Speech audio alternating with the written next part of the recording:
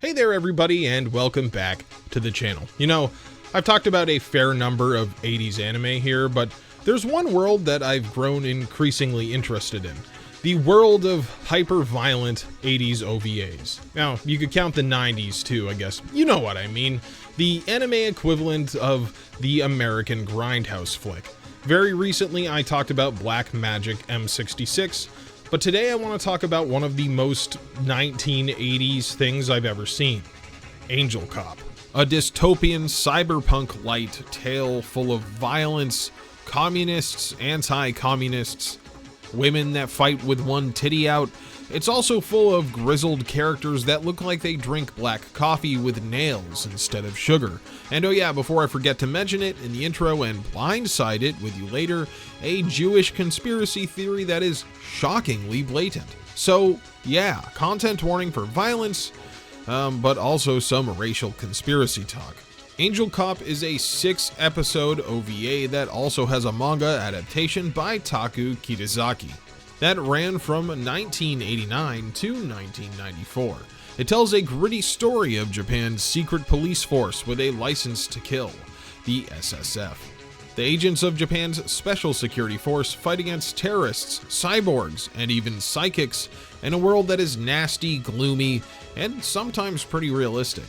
Angel Cop's world feels like everything is covered in a thick layer of settled cigarette smoke, and while its overall story is fairly simple, the action and art make it entertaining throughout. Also, it does have a dub, but it is notoriously bad to the point where it's actually about as entertaining as the original if you like crap. The dub also removes most of the anti-Semitic story elements, so if you're sensitive to that, it is an option. So let's take a look at the story of Angel Cop and see how it holds up all these years later.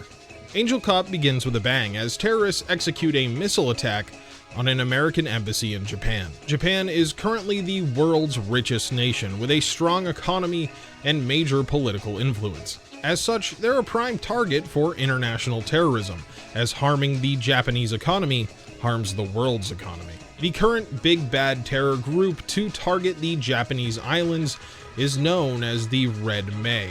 They're an organization with international backing and serious firepower. To counter this, the Public Security Bureau creates the Special Security Force, made up of former military operators that do things like go by cool code names and wear leather jackets without shirts. We meet our first SSF officer, codename Raiden, who checks out the car the missiles were fired from before leaving the scene on his cool-ass motorcycle. We then meet a duo of SSF agents that are rarely seen apart, Hacker and Peace. Hacker does pretty much exactly what his codename suggests, along with also just being fucking ripped. Peace is the expert driver on the force, commonly seen with the SSF's advanced surveillance van. I absolutely love the retro future sci-fi look of all the technology on display. The big computers with all the wires and 100 floppy disk drives. It's just so cool and reminds me of Alien or even the original Star Wars trilogy in some ways. There's also the SSF's intelligence operative Kuwata, probably the most unassuming member of the group, but also the most useful as he's an expert in the art of finding shit out. Finally, there is the chief of the SSF, Taki. I do not think you could draw a more hard-boiled, grizzled detective-looking bastard if you tried. I mean, just look at him. This man is the personification of tobacco smoke and black coffee. He has a 5 o'clock shadow at any time of day.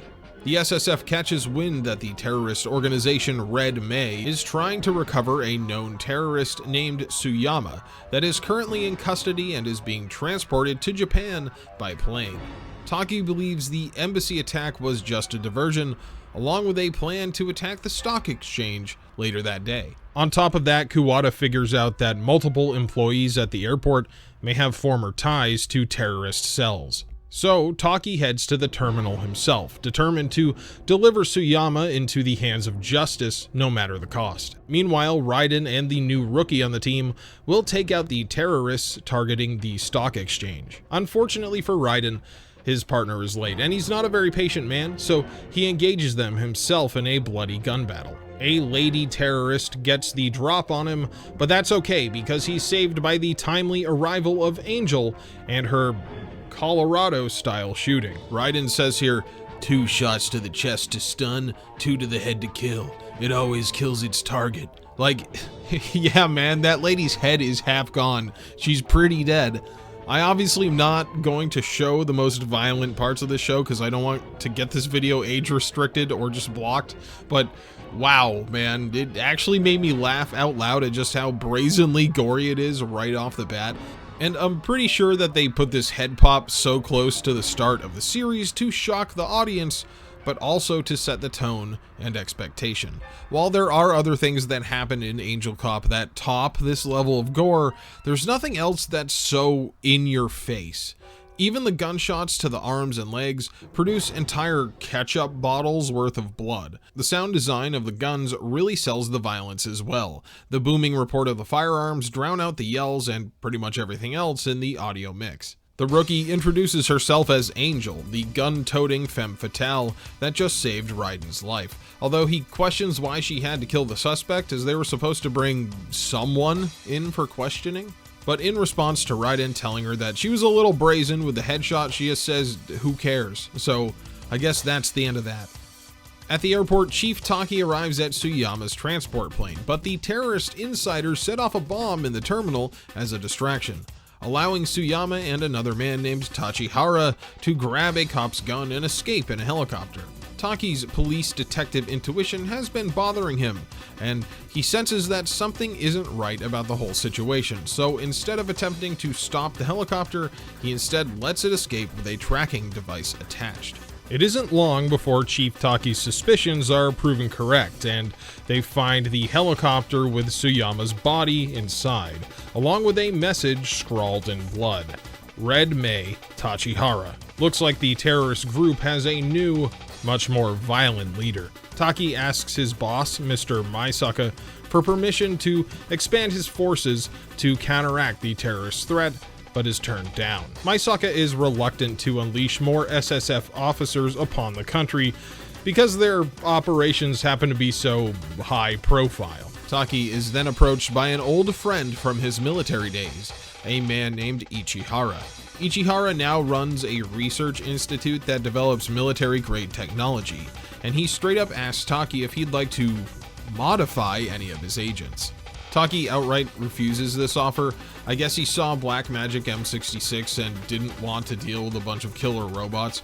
Also, you know, maybe Ichihara, you could come across a little more friendly and not like a creepy, evil military scientist. You could wear a brightly colored fun suit and a bow tie. And, well, that would actually just make you look like Jordan Peterson, which is even scarier. Raiden and Angel stake out the stock exchange, but when the terrorists in a cleaning van see them, they flip their shit and flee the scene, causing a badass car/motorcycle chase. Raiden is shot twice in the arm, but he doesn't care. He does care, however, when the van brake checks him and causes him to go flying. They then whip out an RPG and blow Angel off her ride before speeding off. Peace and Angel chase the van onto a bridge, but Tachihara leaps into the river and the van explodes from the inside. They follow a blood trail down a nearby alley and find a dead terrorist hanging from her neck. Someone besides the SSF is out there hunting terrorists, and it just so happens to be a huge guy with a glam metal hairdo and psychic powers, but more on him later.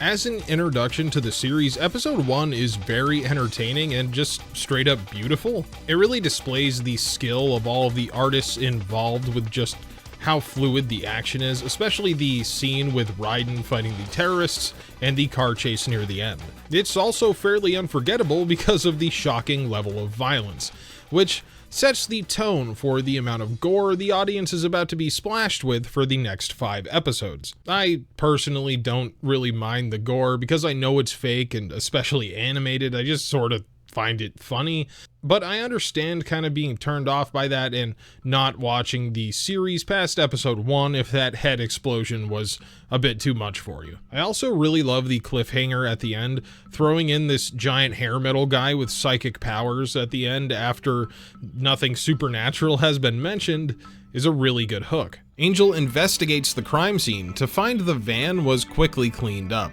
and Raiden is nowhere to be found, leading the SSF to believe that he's being held hostage by Red May. However, the show reveals that it was none other than Taki's old friend Ichihara that spirited Raiden away for what we can assume are nefarious purposes. There's also a pretty great action scene where we see Hacker does more than his name suggests, as he moves through a building disarming bombs and engaging terrorists in a room-to-room gun battle. The SSF successfully capture Red May's new leader and then interrogate him with the intent to find out who supplies the organization with weapons and money. He refuses to talk, saying that he knows the rules and how cops have to act, but he doesn't know that the SSF are literally a bunch of loose cannon cops who don't play by the rules. As if having their leader captured wasn't bad enough, members of Red May start appearing around town as corpses. They also all happen to have died in impossibly violent ways. I mean, one guy looks like he popped like a balloon. What are the cops supposed to do about that? This introduces us to a group that also happens to be going after the terrorists, a group of mysterious psychics referred to as the Hunters. The group is only 3 members strong, including the tall and imposing Asura and the young pyrokinetic Freya. Their apparent leader is the strong-as-shit psychic woman only known as Lucifer. Also, I think she's some type of cyborg or augmented human because she downloads info on the terrorists from a computer plugged into her brain. The remaining Red May members realize that their organization is pretty much done, with their leader being captured and a lot of their foot soldiers being supernaturally murdered. So they come up with a plan to draw the Hunters and SSF into the same location and have them destroy each other. Both groups take the bait, with Angel and Hacker leading squads of SWAT officers into the building. They don't know that the terrorists have booby-trapped the whole thing, which whittles down Angel's squad on the roof. Meanwhile, Asura can use wall hacks and just phase through solid matter, so the booby traps don't do shit to him. He also just melts people into Gore with his mind. Hacker's group engages and kills a terrorist and then attacks one more, but before they can finish him off, Freya melts her way through the wall and then immolates him. The building's systems show the temperature readout as being normal, and the cameras only pick her up as a ghostly blur, but the heat is all too real to everyone in the room. Freya really doesn't seem like she wants to burn people to death, telling Hacker and the SWAT officers to stay away. While the Hunters aren't directly hostile to the SSF, they also don't want them getting in the way while they take out the terrorists. Freya and Asura at least see themselves as on the same side as the SSF, while Lucifer doesn't really give a fuck at the moment and would just destroy anyone in her path. Of course, the cops aren't going to just let a bunch of weirdos with superpowers bag some bad guys and then take off, so they decide to attempt to capture them. Kuwata takes a guy with bomb squad armor and has him spray Freya with a canister of condensed Freon, which is a pretty interesting idea, but it doesn't work. Freya escapes and the SWAT guy is burned alive in his suit. Angel's squad is whittled down until she's alone and comes across a terrorist holding a child hostage. He demands Tachihara's release and for the SSF to kill the Hunters for them, but before Angel can react, Asura materializes and uses his powers to make the guy shoot himself. Angel is disarmed by Asura's powers, who explains that he doesn't want to fight her, but then a huge dude in a jet black suit of armor bursts into the room, taking a claymore mine to the chest and shaking off Asura's powers like they're nothing. Asura teleports away in order to save Freya from Kuwata and his men, and the newcomer asks Angel if she was considering shooting the hostage, taking his helmet off and revealing that he is Raiden. Well, Raiden, but a super badass cyborg. Raiden escapes the scene, but Angel chases him down on her cool motorcycle. Angel has already received some criticism from other members of the SSF for not really caring that much when Raiden went missing, so now it feels like she's trying to make up for that, and her stoic, shoot first, ask questions never attitude is starting to slip. Chief Taki tells the other members to let Angel handle hunting down Raiden for the moment because they have bigger fish to fry, torturing Tachihara for information. Yeah, I guess he learned that the SSF does not play by the rules pretty quick. I mean, his arm is rotting off. He still won't tell any information about Red May's suppliers, so they pour boiling water into his wounds. When they mention the hunters, Tachihara finally begins to crack, and he says the hunters are sent from their sponsors whenever Red May fucks up a mission, and more waves of them will be coming to destroy Japan. Angel follows Raiden to an isolated loading dock, but he easily disarms her and knocks her out. She wakes up in a strange lab, face to face with none other than the creepy old scientist Ichihara. Ichihara just comes right out and explains that he turned Raiden into a cool cyborg, but it's totally alright because Raiden wanted to be enhanced in order to fulfill the SSF's mission. Ichihara demonstrates how awesome Raiden is by shooting him with a gun, which does nothing. He then shows her this huge hand cannon that Raiden can fire that no human could stand up to, saying that a normal person could only fire it 3 times before they permanently damage their arm. Ichihara tries to tempt Angel into becoming a cyborg, but she adamantly refuses. In fact, the very notion pretty much disgusts her. Chief Taki speaks with his boss, Mr. Maisaka, who is getting fed up with the frequent collateral damage that the SSF has caused. He tells Taki to drop the Red May case or else. You know, it's that scene in every grizzled cop movie, "You're off the case, give me your badge and your gun." Anyway, Taki lies about the SSF holding Tachihara and uses the meeting with his boss to plant a listening device in the office linked back to Kawada. Taki has become suspicious of the higher-ups in the public safety sector after learning about something called the H-File. He asks Maisaka if he's ever heard of the H-File, and Maisaka is like, no, in the most suspicious way possible. Kawada is able to use whatever information connections he has to find out that the H-File contains evidence that Japan's Towa Power Co. is buying a bunch of land in Hokkaido and planning on turning it into a toxic waste dump. Also, that Towa stock has all been bought up by foreign investor groups, particularly American Jewish investors. As soon as Taki leaves, Maisaka contacts a man named Togawa, who runs Towa Power. He says the SSF have uncovered too much, and he believes that they may be working with Ichihara. Maisaka knows that Raiden was turned into a cyborg because his men were present at that mission, and thinks that the SSF might join forces with Ichihara and his company to gain influence over public safety, or take over from him outright. Maisaka decides the SSF are too close to discovering whatever plot he's at the center of, and orders J-SWAT to assault their office under the pretense that they're actually working with the terrorists. The SSF are able to prepare for the assault thanks to Kawada and Taki's spying. This leads SWAT officers to blow themselves up with traps, and even a helicopter to get down due to this harpoon trap on the roof. It's a real skewer the winged beast type shit right there. Kawada even personally snipes some guys from an adjacent roof while dressed as a regular SWAT officer, combined with the visuals of Hacker firing a heavy machine gun one-handed like goddamn Rambo, and this might actually be my favorite action scene in the entire show. The combined efforts of Hacker, Peace, and Kawada defeat the attacking J-SWAT officers, so they all split up, with Hacker and Peace taking the still captive Tachihara towards the Ichihara Institute. Also, suspiciously soon after Maisaka gave the kill order to take out the SSF, the hunters receive orders to kill them as well. Freya and Asura don't want to fight the SSF and still believe that they're on the same side, but Lucifer doesn't give a shit and tells them that orders are orders. The two level-headed hunters even try to warn Kawada, who had hung back at the destroyed SSF office, to try and reason with Lucifer. Freya and Asura tell Kawada just to run because Lucifer is a total psycho, but it's too late because she breaks through the wall and grabs onto Kawada. She has the power to delve into people's minds to receive information, but it has the downside of popping them like a balloon. Killing Kawada is a step too far for Asura and Freya, who refuse to work with Lucifer any longer and flee. Man, having the ability to teleport is so overpowered. Asura teleports them directly to Angel and Taki's location and explains that they don't want to fight, but Lucifer is headed to kill Hacker and Peace. Angel speeds off on her bike to help them, knowing that their vehicle, with the captive Tachihara still in the trunk, is stuck in a traffic jam on a bridge, an incredibly easy target.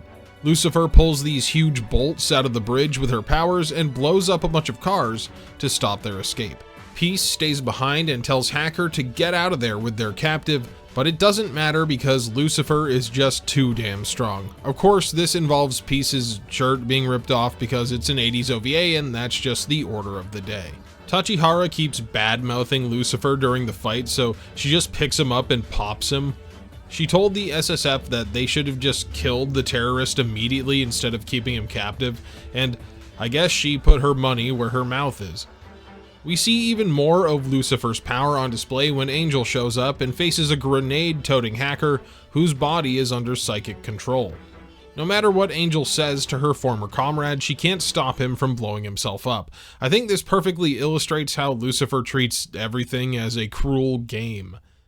Where Asura and Freya were attacking terrorists out of the need to use their powers for the greater good, Lucifer just enjoys toying with people and killing them. Lucifer doesn't even pull her punches for her former comrades, blasting Freya with a wave of power that makes the young pyrokinetic collapse under the strain. Asura and Freya teleport in to help Angel, knowing she's no match for Lucifer. And that isn't a knock on Angel, by the way. She is, for lack of a better term, a badass bitch. So much so that she still helps in the battle between the powerful psychics using a gun that she knows will injure her. That's right, the huge hand cannon meant for cybernetically enhanced super soldiers is in play, and used not only once, but twice. First, to blast Lucifer directly in the face, which does hurt her, and second, to blow up a tanker truck that has been suspended in the air by Asura's power. As the weakened bridge begins to collapse from the explosion, Asura teleports all three of them back to the Ichihara Institute. Freya is unable to bear the strain of being hit by Lucifer's power and dies, causing Asura to blame himself and go into a depressive spiral. Taki leaves the Ichihara Institute, telling Angel to protect the old scientist as he's the last person on their side who knows about the H-file. Taki then leaves to confront his boss, Mr. Maisaka. We see that after Taki leaves, all the stops are pulled to take out the remnants of the SSF and those who know about the H-file. This time it isn't J-SWAT sent to take them out, but the actual military. However, Angel and Asura aren't alone in defending the building, as all this time Raiden has been undergoing more enhancements that basically turn him into full-on Robocop. Plus, now he has an awesome motorcycle called the Surges that shrugs off small arms fire and is equipped with a plethora of countermeasures for both infantry and vehicles. There's some really great action as Raiden and Angel fight off the incoming soldiers, with Angel resorting to using the hand cannon again to blow up a walkway inside the building and damaging her arm even more. She's pinned down and almost killed when Raiden speeds in and saves her, taking a rocket to the arm in the process. In the commotion, some of the soldiers slip past and start beating up Ichihara. Say what you will, but this old man takes a punch like a champ. No glass of apple cider is taking him out anytime soon. Among those who slip past is none other than Mr. Togawa, the head of Towa Power, who shows up and then revels in his victory to Ichihara just long enough for Asura to bust through the wall and kill all of his men. Asura even takes control of one of their bodies and guns Togawa down. But before the CEO dies, he mentions that he knows who Asura is and reveals that he is their shadowy benefactor. He takes one last attempt at Ichihara's life by throwing a knife, because he thinks he's Soap at the end of Modern Warfare 2, but Asura blocks it, and then Angel walks in and shoots him dead. They don't have long to rest as an alarm blares out, letting Ichihara know that Lucifer is on her way. The old scientist does minor repairs to Raiden, who then tells Angel to protect Ichihara and the H-file with her life, and goes out to battle the mad psychic. Ichihara can see that Lucifer's power output is off the charts from his computer's sensor readout, and tells Raiden that not even his enhanced body can stand up to a direct hit. Raiden takes out the Surges and uses it to shoot Lucifer a whole bunch, however she can get really buff and knocks him off his vehicle. She then proceeds to bully him for a while, throwing Raiden around and showing that her powers gift her incredible physical strength as well as her mental abilities. Raiden and Lucifer end up in a bloody hand-to-hand brawl. The strength of the cyborg cop's huge piston-powered arms is dangerous to Lucifer, and he gets in some good shots at the expense of damage to his own body. Like any good cyborg enforcer, Raiden has some hidden secret weapons, like a hand laser that is powerful enough to blast holes through her. Raiden is able to blast her in the head, but just when it looks like he has the fight won, Lucifer blasts him with a full power wave of mental energy. He goes into shock, and his armor's built-in life support system sedates him. Raiden is luckily still alive, and Lucifer is too wounded to finish him off, only being able to slink away to lick her wounds. With Raiden out of the fight, it's up to Angel to finish what he started. She's given this badass suit of power armor that really accentuates her ass, and also a light rifle that Ichihara says will burn out everyone's retinas. Asura finally realizes that he can't really just sit around and mourn Freya forever, and he has to use his powers to help stop Lucifer, so he tells Angel he'll come along. Angel speeds off on her motorcycle, eventually finding Lucifer and blinding her with the light rifle, which gives Asura an advantage in his psychic battle. They accidentally blow up part of the Ichihara Institute, and then Angel uses Raiden's body to recharge the gun. And then in a moment where they at least tried to give her a little bit of character development, she admits that she loves him and kisses him. She tells him that he and the other members of the SSF taught her to fight for her ideals. At least it's something. If I'm being totally honest, Angel is barely a character in this show, and more of a vessel for the action. Sure, she has her quirks, like not caring about shooting terrorists and being willing to shoot a hostage to complete a mission, but these elements are so sparsely explored that they feel like an afterthought. She gets one scene with Peace early on where she's criticized for not really caring about Raiden's disappearance, and that comes across as her being very guarded with her own feelings and mission focused. Overall, Angel's character is just not a huge focus of the show, and that makes the kiss between her and Raiden feel pretty shoehorned in. Sure, they become more chummy after he was transformed, but I didn't pick up on any hints of romantic feelings at all. Lucifer runs away after the explosion, fleeing deep into the Institute to find a place to heal her wounds. Asura says they have about 30 minutes until Lucifer can regenerate to full strength, and must be somewhere in the building with an immense power source. Asura is pretty worn out from his fight, so Angel leaves him there to protect Ichihara while she hunts Lucifer down. Ichihara figures out that Lucifer is drawing power from the building's generator room and uses his console to release a bunch of superheated gas in there to kill her. Unfortunately for him, Lucifer is a weird android and has control of the building's systems, so she reroutes a bunch of power and causes Ichihara's computer to overload and explode, which I guess just fucking kills him.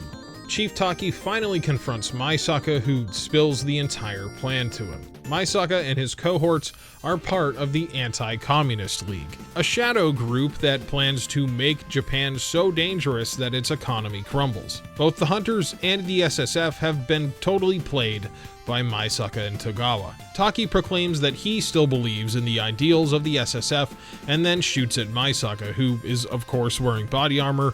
Maisaka then pulls his own face off, revealing that he's actually Mr. Togawa, and the real Mr. Maisaka is in the next room over watching. And also Togawa is alive because the Togawa he sent to the Ichihara Institute was a body double. For some fucking reason, it's kind of a dumb twist. And when you think about it for more than 2 seconds, it doesn't really make any sense. Why would the body double know that he was the benefactor of the Hunters, and why would the body double tell them that? Not a very good body double, man. He kind of spilled your whole plan. Chief Taki is gravely wounded, so they bring him into the next room and strap him to a chair. They hook him up to an IV that is filled with some sort of truth serum, and then Togawa says that he'll be dead within a couple of hours anyway from blood loss, so we may as well get to talking. Togawa and Maisaka want info on anyone else that knows about the H-file, but it also just allows them to go into a villain monologue and spill the beans on the entire conspiracy. The main plan for these two bigwigs is to make Japan so shitty that it becomes the 55th American state, saying that if things keep going the way they are, Japan will become the new Middle East. They feel that the conflicts in the Middle East are just proxy wars designed to enrich big countries, and that could also happen to Japan. To quote Maisaka, Japan will become the Kuwait of Asia. The only way, in their mind, to retain any sort of status quo is to become the lapdog of America. Taki retorts by dropping the casually racist factoid that, Jews have taken over America and now they will have control of Japan's energy too. Yeah, it's not really hard to see why this entire aspect of the conspiracy was cut out of the dub. Sometimes this show feels like it was written by a hard-right Japanese man that was cut off in traffic on his way to work and was still fuming about it 3 days later. Maisaka and Togawa decide to get the hell out of Dodge and let their men interrogate Taki, escaping in a rooftop helicopter. Maisaka is still carrying Taki's cigarette case for some reason. I mean, he knows it's a listening device. What he doesn't know is that it's also a bomb, which detonates and blows up the helicopter, getting a bit of final revenge for the chief of the SSF. With Ichihara dead, Basara doesn't really have anyone left to guard, so he follows a bunch of wires down to the generator room to confront Lucifer. Some of this is going to be really annoying to edit because she just has one titty out for basically the rest of the episode. Their scuffle does not last long, ending with Asura being blasted by a bunch of electricity. Angel bursts in just in the nick of time and blasts Lucifer with a bunch of missiles, also the generator too. She rushes in close with a sword and cuts Lucifer's power lines, but even with the assistance of the power armor, Lucifer's too strong and just kind of starts beating the shit out of her. This gives her ample opportunity to also start spouting off about how the Jews control everything. I get it, man, just fucking die already. And then Raiden appears and cuts Lucifer's arm off with his laser. Raiden knows that even with he and Angel there, they aren't a match for the beefed up Psycho Queen, so he grapples onto Lucifer and tells Angel to shoot him in the head with the hand cannon. This will detonate Raiden's body and destroy them both. Raiden says he believes in justice, and despite her newfound feelings for her robo partner, Angel blasts him in the head, causing a big explosion that takes out both of them and knocks Angel away. The show then just sort of ends. We get to see the scene of Taki's interrogation and see that he escaped off screen and killed the guards somehow with his arms and legs that were basically reduced to ground beef. There's a final text scrawl that just says the details of this case and the H-file were completely buried and Japan continued to decline as a nation. Great. Cool, I guess.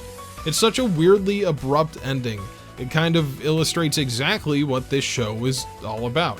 Action and explosions. Once the action and explosions were done, so was the show. And that was the story of Angel Cop. You know, despite the fact that the actual plot of Angel Cop is very simple, I actually really enjoyed it. I think it's like the equivalent of watching Rambo 3 or Robocop if it wasn't a satire and took everything completely seriously. I can't even really say that the plot had a twist, per se. I mean, you could count Maisaka and Togawa being behind everything, but it's just so incredibly obvious. Togawa pulling off that Maisaka mask really feels like they threw that in just to have a twist, but it's a character you really don't know much about, and then he doesn't go on to do anything or matter anyway, so it was kind of just in there to be there. But Angel Cop is still such an engaging watch between its 80s vibe and grime and its in-your-face violence that I think I just recommend it to pretty much everybody. At only 6 episodes, it's a great binge watch if you just want some action. Every episode has a great action scene or set piece with an animation style that you're just not going to see produced today. So thank you for watching today's video. Let me know down below if you've seen Angel Cop, and if so, what did you think of it? So long everyone, and I will see you again soon. Hello everybody and welcome back to another end card. Thank you very much for watching today's episode, but before I do a little bit of chatting, let's thank the channel members, aka Batosai, Argent, Griever, Azure, Windress, Brian Sanchez, Chris Goodnow, Daniel Johnson, Dane O'Connor, Grim07, Harmonious, Hidden Insanity, Jessica Solberg, Jay Lamb, Joe Castellanos, Joe Cavazos, Johnny G, Canto 20, McLean Nugent, Mackenzie Cunning, The Crawl, Trey Hardy, The Twisted Mentat, Zappa Slave, and Zach Jones. Thank you so much for continuing to support me. It really means a lot, especially when companies like Aniplex like to give me full channel strikes for the first version of that last video, so you know how it is. Anyway, thank you for watching. I really enjoyed Angel Cop quite a bit. Man, I don't think I like really talked about how good this show looked enough in this episode. They do so much stuff with like depth of field and perspective and like reflections and everything. It just looks amazing. No wonder there was only like one episode every 6 months back in the day. So what's coming next in the very soon to be future is the October special. I don't want to spill the beans before the announcement video is out, which should be like, I think I decided to do it October 1st to announce the schedule, but we will be starting off with something good on October 3rd, and there's going to be a video every Friday in October this year, and there's 5 Fridays, so 5 videos of spooky, scary anime goodness for the next couple of weeks. So thank you guys. I hope you guys are looking forward to that, but I don't really have any much more to say, so I'm just rambling, so I'm gonna leave it here. Thank you guys once again, and I will see you again soon.